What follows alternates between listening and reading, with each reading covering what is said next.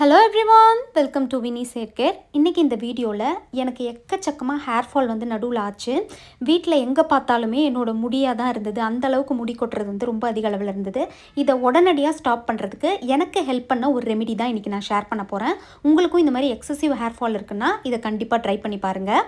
இந்த ரெமெடி பார்த்தீங்கன்னா hair ஃபாலை control பண்ணுறதுக்கு மட்டும் இல்லாமல் முடியோட ரூட்ஸ் எல்லாம் நல்லா ஸ்ட்ரென்தன் பண்ணி முடியை நல்லா திக்காகவும் லாங்காகவும் வளர வைக்கிறதுக்கும் ரொம்ப யூஸ்ஃபுல்லாக இருக்கும்.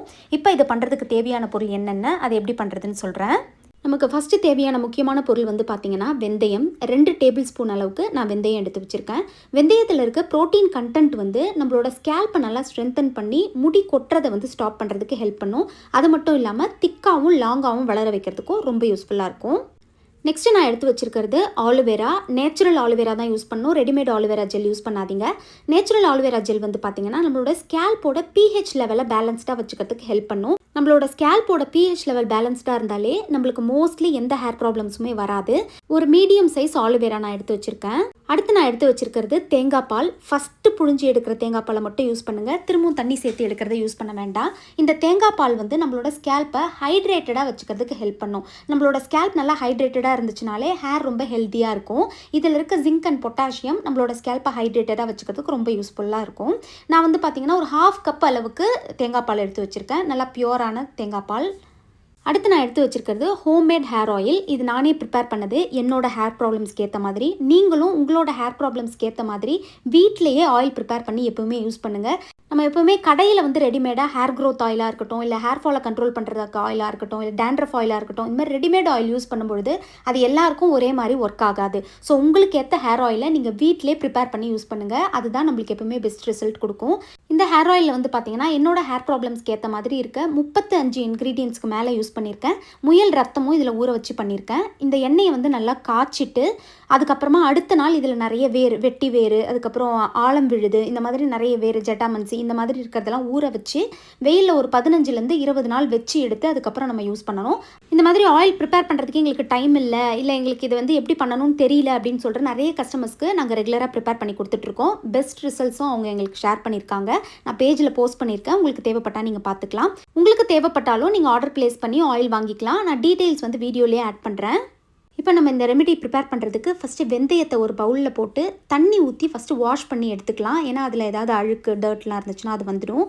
ஸோ வாஷ் பண்ணதுக்கப்புறமா திரும்பவும் இதில் தண்ணி ஊற்றி 24 ஹவர்ஸ் இதை ஊற வைங்க. எப்பயுமே நம்ம ஓவர் நைட் ஊற வச்சு யூஸ் பண்ணுவோம். இந்த மாதிரி 24 ஹவர்ஸ் ஊற வச்சு நீங்கள் யூஸ் பண்ணுறப்ப இன்னுமே உங்களுக்கு நல்ல பெஸ்ட் ரிசல்ட் இருக்கும்.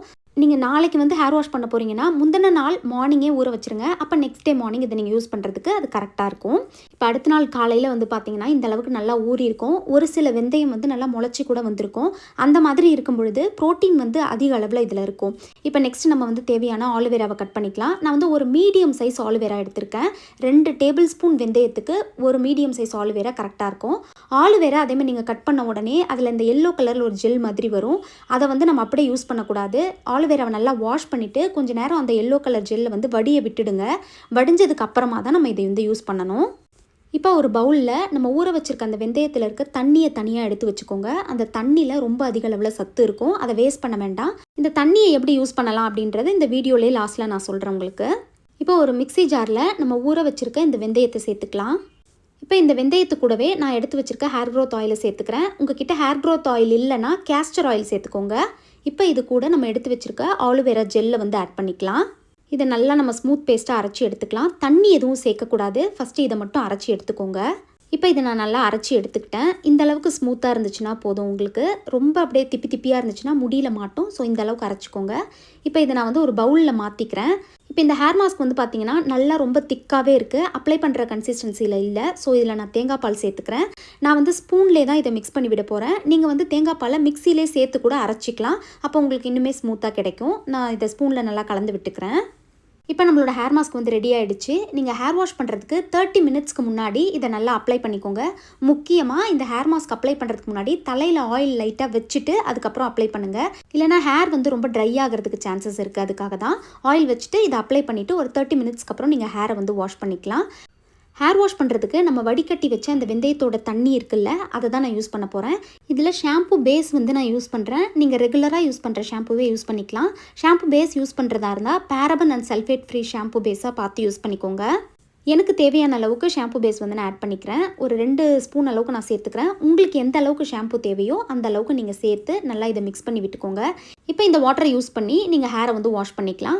வாரத்தில் ஒரு வாட்டி இதை நீங்கள் ட்ரை பண்ணாலே போதும். உங்கள் ஹேர் ஃபால் நல்லா கண்ட்ரோல் ஆகும். அது மட்டும் இல்லாமல் ஹேர் நல்லா திக்காகவும் லாங்காகவும் க்ரோ ஆகும்.